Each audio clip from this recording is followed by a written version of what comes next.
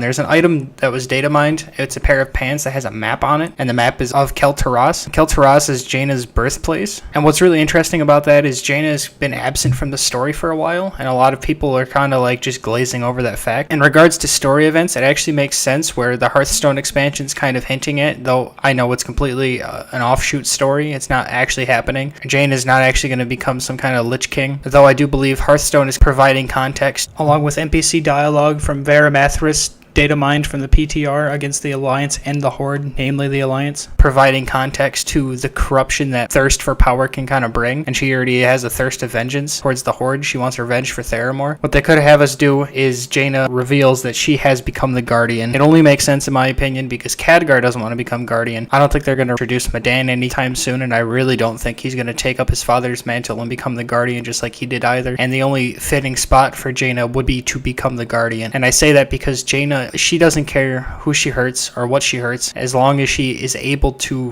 exact the revenge that she wants, which is against the Horde, of course, for destroying everything that she loved. Jaina just really can't put that behind in the past like everyone else has, is where, yes, there's been conflict, but they need to team up at certain points, and Jaina just doesn't want that. That's why she backed out of the Kirin Tor Council. She refused to lead it with cooperation from the Horde, so she, just kind of hasn't been present for almost a year. Where I think the next expansion would be really fitting would be, so after we're done on Argus through the raid and everything, it's already been confirmed that we're going to be fighting the embodiment of the Titan Soul of Argus. So it's going to take some kind of respectable form that we can actually combat. I don't think we're necessarily going to be killing it, but I think we're going to be able to fight off the corruption, if there is any, or convince it, or however it's going to happen. And after that's finished, then we're going to be potentially notified or warned that something's happening on Azeroth. I don't think it's going to be Azeroth's Titan Soul Awakening necessarily, but I think there's going to be some kind of move by either Queen Azshara or Mal'Ganis. I say Queen Azshara and Mal'Ganis because they're both extremely influential characters in the Warcraft universe, and Queen Azshara has been gone for quite some time. Some subtle nods within the Tomb of Sargeras, such as the statues and the Naga and so on and so forth throughout Legion, even not just Tomb. And Mal'Ganis has rather been absent from the story ever since Wrath of the Lich King, which he took control of a cult leader, and after that he kind of just disappeared, saying he'll be back. So I think it would be fitting for the upcoming expansion, whatever it's going to be called, to be based on islands, if that makes any sense, having multiple medium-sized locations and having us travel between each, similar to the teleport points on Argus or even the travel points in Veshir.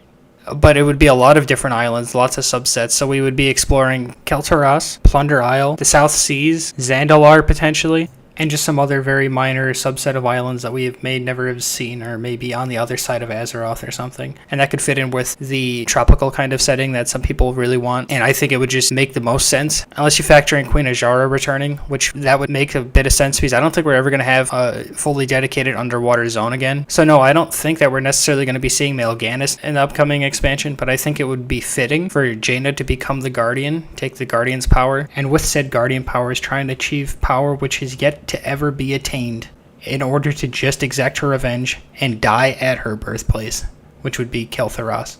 In general, my main point is, if we go to Kul Tiras in the next expansion, it only makes sense for Jaina to become some sort of villain because of her thirst for revenge against the Horde. Very similar to Garrosh's thirst for revenge, it led him to his death, so why wouldn't Jaina be led to her death for the same exact revenge, if not even worse than Garrosh's? Jaina wants the Horde dead for a very mundane reason, and the only way that she can do that is by obtaining a stronger power. She is not strong enough to defeat the Horde by herself at the moment, but if she obtains the Guardian's power, she just may be, and then she will seek even higher powers once obtained, and the only way that is possible is by siding with one of our enemies, either Queen Azshara or Mal'Ganis, both of which have a very strong connection to the old god which we still have yet to face, N'Zoth.